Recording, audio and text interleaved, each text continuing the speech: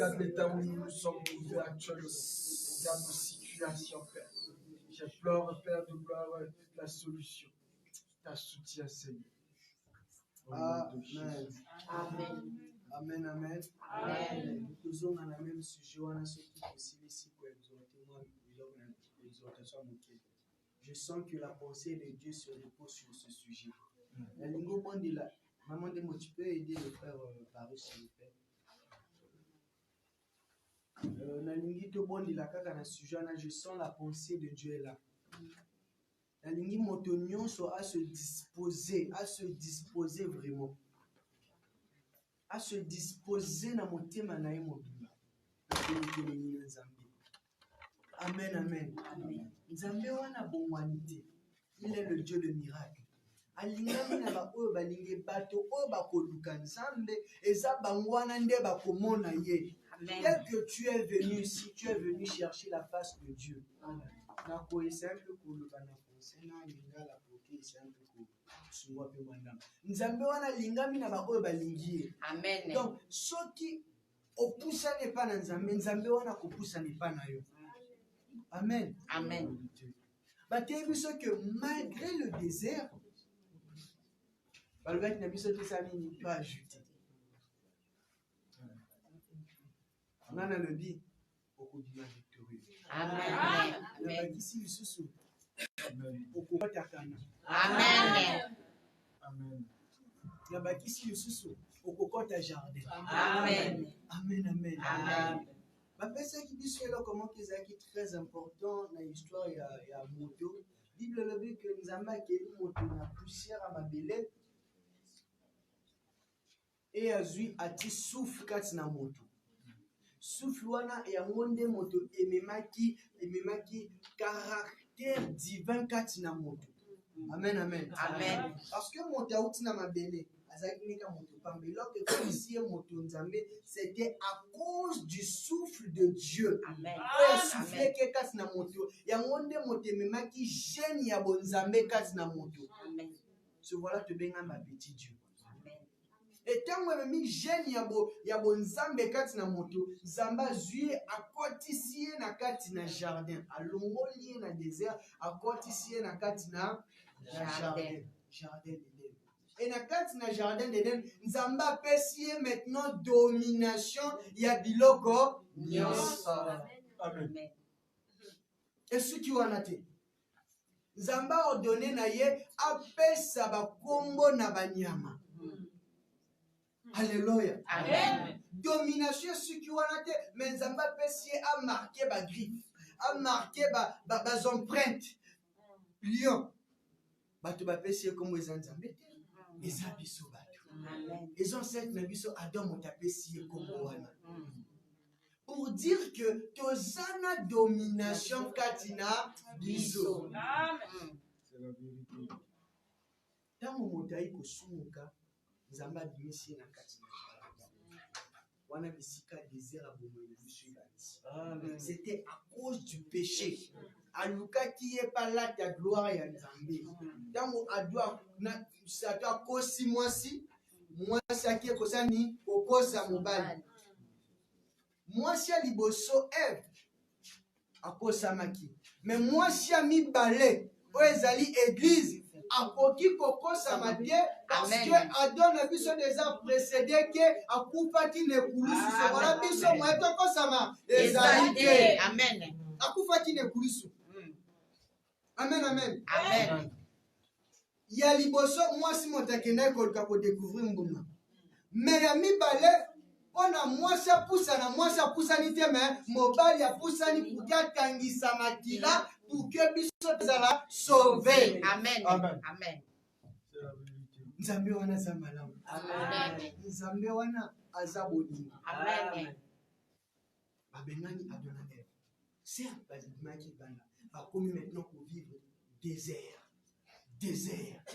Par après Nzambe wana tikamana tingi la bamo.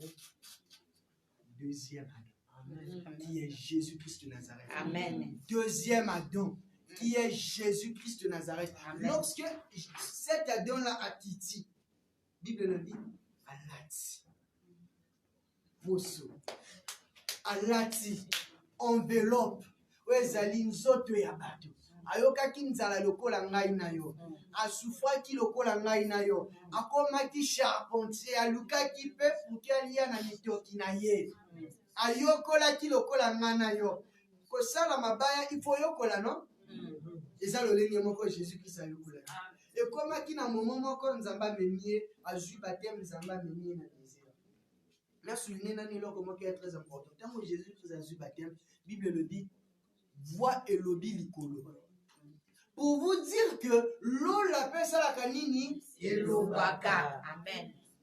On a lingi na loba na moto moko na mokolo na lelo na après-midi na lelo l'eau la ifo eloba po na vie na yo l'eau la ifo eloba po na destinée na yo l'eau la ifo eloba po na voyage na yo l'eau la ifo eloba po na santé na yo au nom de Jésus l'eau la ifo eloba. Voilà maintenant caractéristique. Il y a désert, il y a Jésus-Christ. Un, namba lekisaki na désert. Na désert, on a lekisaki. Parcours nyonso nzamba lekisi Jésus, c'était pour le former. Je vois la Bible le bin à 4 na Jean chapitre 8, verset 28. Na partie Senango. Bible le bin, je fais rien de moi-même. Je fais tout ce que mon père m'a enseigné. Pour dire que na 4 na parcours il y a désert, nzambe aluka ki pour l'exa Jésus qui soit là. On a formé. Oui, na kasi na bomoi na biso, nzamba l'exa biso na 3 étapes na désert. Les sons de tirer 3 étapes. Les soins liboso, souffrance na biso to mona mo souffrance te pour nzamba tiki biso. Nzamba zo lekisa biso pour na ko former biso. Wana page ya liboso nzamba tika ka biso na kasi na désert. Alekisa ki bana na Israël na kasi na désert pour na ko former bango. Mais bango ba comprena ki te. Tikala kika na esprit ya rébellion ba maki na mona kati na Égypte. Malgré ba miracle ba mona ki na kati na désert ba tikala kika na mutu makasi. So voilà moko na bango.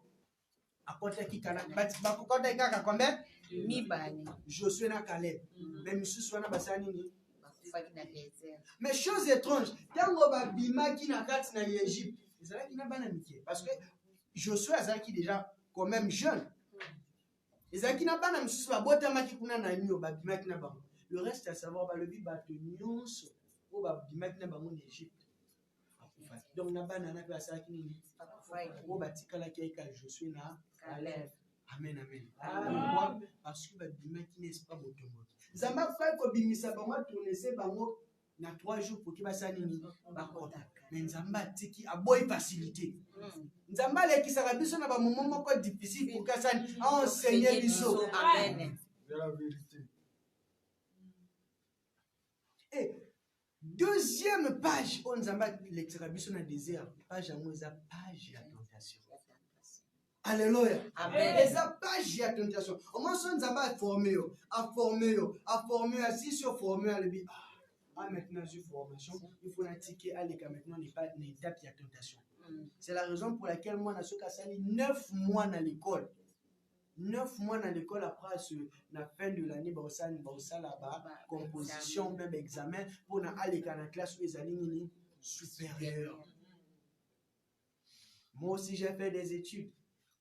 Tout bandit d'études, papa, comme on a tapé mon côté, on a comme la terminale. Et c'est là qui tenait ça à 9 mois. Après 9 mois, tout ça, une semaine, il y a épreuve, il y a examen. Amen, amen. Pour vous dire que na kati na enseignement, ezalaka na tout molai enseignement, mais ezalaka na ton kaka mokusi ya tentation.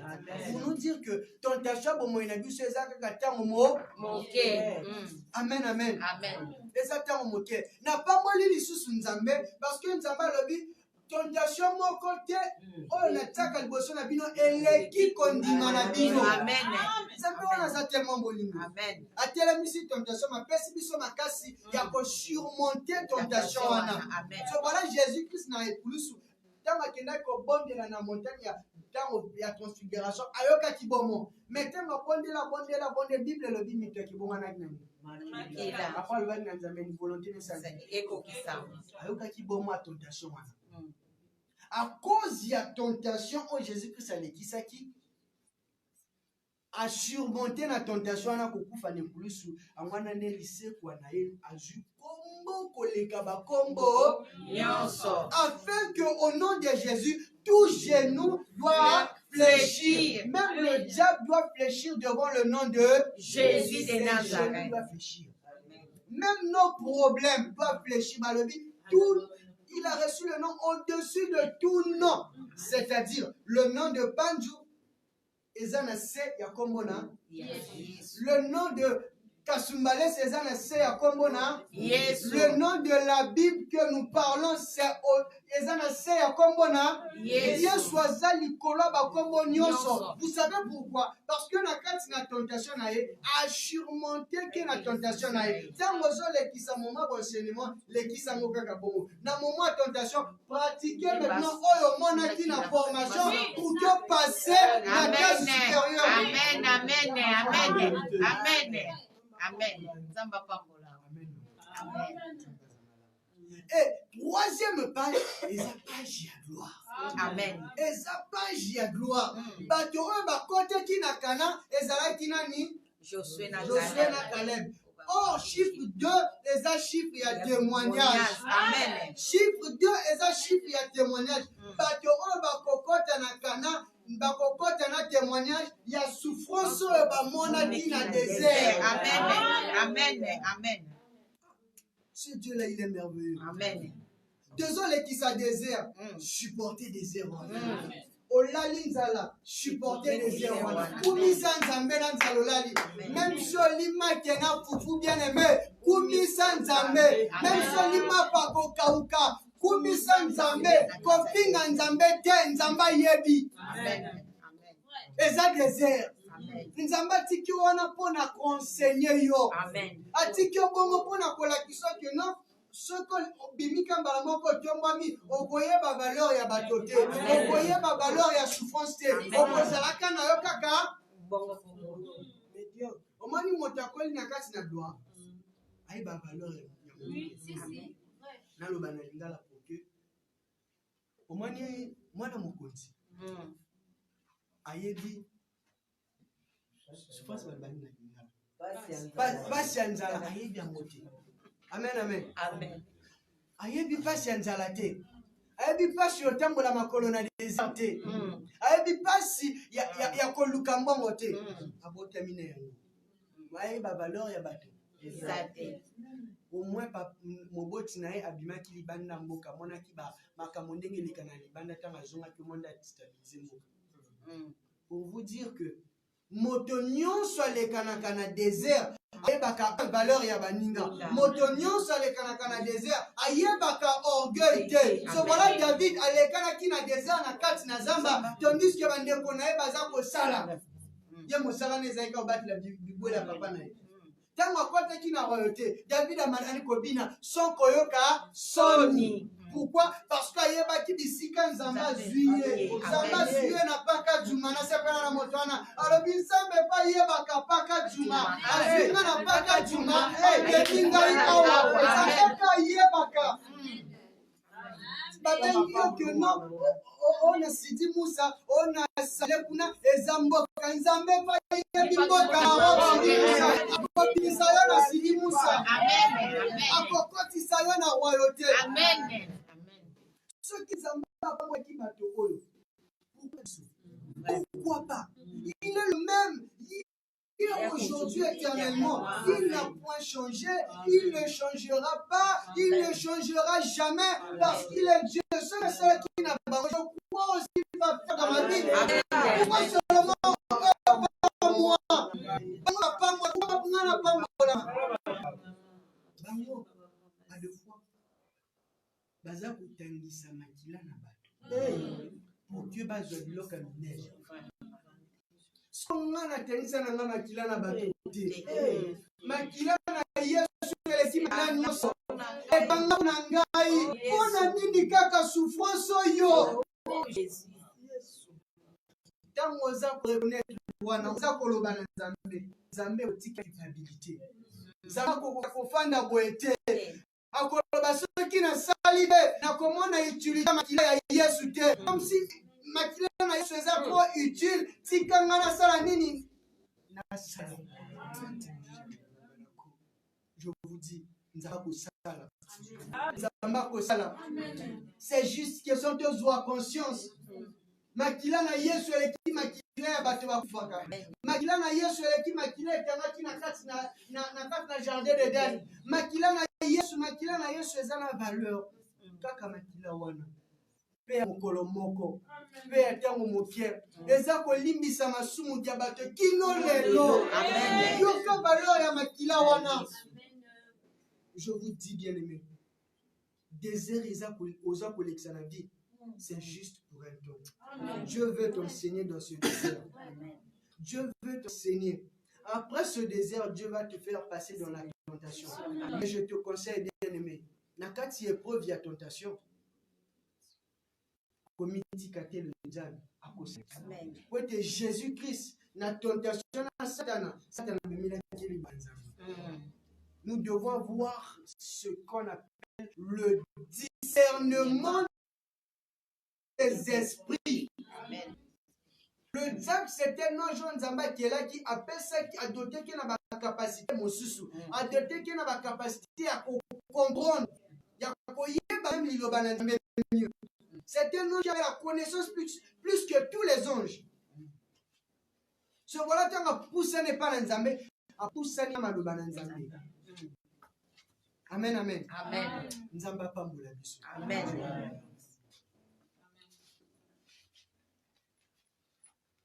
Amen. Amen. Donc, on a un sujet de prière à la mission de Zoé,